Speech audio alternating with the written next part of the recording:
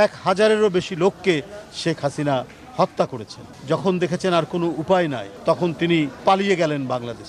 তার মন্ত্রী বলেছিলেন, বঙ্গবন্ধুর কন্যা পালায় না। কোথায় আজকে?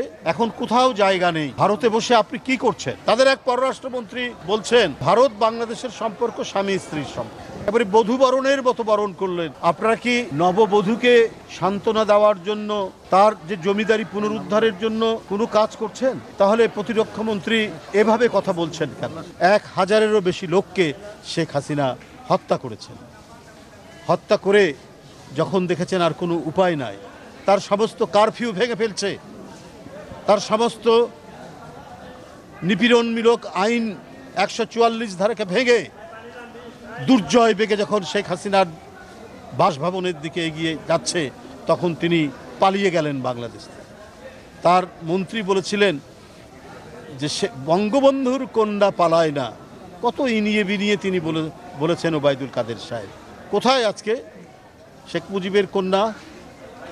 জনগণকে, নিজের দেশের জনগণকে যারা অত্যাচার করে, যারা আয়নাঘর বানায়, যারা কনসেন্ট্রেশন ক্যাম্পে বানিয়ে সেখানে বছরের পর বছর আটকে রাখে, তারা এই দেশের পরিচালক হবেন কি করে, হতে পারেন কি করে? কিছুদিন না হয় আইন শৃঙ্খলা বাহিনীকে দিয়ে হত্যা, গুম এগুলো করে একটা ভীতি তৈরি করে চেষ্টা করেছেন, কিন্তু একটা পর্যায়ে মানুষ তো সমস্ত ভীতিকে অতিক্রম করে রাস্তায় দাঁড়ায়।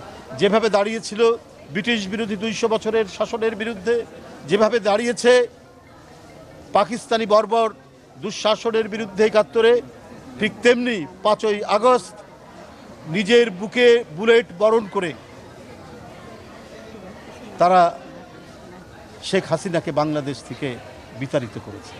এখন কোথাও জায়গা নেই। ভারতে বসে আপনি কি করছেন? বিশ্বের যে সমস্ত গণতান্ত্রিক দেশ, যেখানে মানুষ স্বাধীনভাবে থাকার জন্য বসবাস করতে যায়, তারাও আপনাকে দিচ্ছে। বিশেষ করে ইংল্যান্ড এবং অন্যান্য গণতান্ত্রিক দেশ, আমেরিকা, সেখানে দলমত নির্বিশেষে যেই হোক না কেন, কেউ আশ্রয় চাইলে রাজনৈতিক আশ্রয় দেয়, কিন্তু শেখ হাসিনার ভাগ্যে সেটিও জুটছে না। পার্শ্ববর্তী একটি দেশে তিনি অবস্থান করছেন। তাদের এক পররাষ্ট্রমন্ত্রী বলছেন যে ভারত বাংলাদেশের সম্পর্ক স্বামী স্ত্রীর সম্পর্ক। শেখ হাসিনা যখন পালিয়ে গেলেন, এবারে বধূ বরণের মতো বরণ করলেন ভারতীয় শাসক গোষ্ঠী। তারপরে কি হচ্ছে আমরা জানি না। তবে গতকালকের ভারতের প্রতিরক্ষা মন্ত্রীর ভারতের বিভিন্ন কমান্ডারদের সাথে যে বৈঠক, এই বৈঠকের বিষয়ে আমি কালকেও বলেছি, এটা উদ্বেগজনক। এটা উস্কানি কিনা, এটা জনমনে প্রশ্ন দেখা দিয়েছে। আপনারা কি নববধূকে সান্ত্বনা দেওয়ার জন্য, তার যে জমিদারি পুনরুদ্ধারের জন্য কোনো কাজ করছেন? তাহলে প্রতিরক্ষা মন্ত্রী এভাবে কথা বলছেন কেন? স্বাস্থ্যকর অল টাইম হানিকম, সব সময় অল টাইম হেলদি লাইফ। সেখানে বলেছেন ইউক্রেন রাশিয়া যে যুদ্ধ চলছে, হামাস ইসরায়েলের যুদ্ধ চলছে, এটা চলছে, কিন্তু বাংলাদেশে কি চলছে? বাংলাদেশের সকল মানুষ এক দানবকে তাড়িয়ে মুক্ত বাতাস, মুক্ত নিঃশ্বাস দিয়ে আজকে চলাফেরা করছে। আমি ডানে বামে কোথাও আমি গ্রেপ্তার হতে পারি, আমি গুম হতে পারি। এই শঙ্কা থেকে আজকে যে শান্তির এবং স্থিতির যে পরিবেশ হয়েছে, আপনারা কি সেইটাকে পছন্দ করছেন না?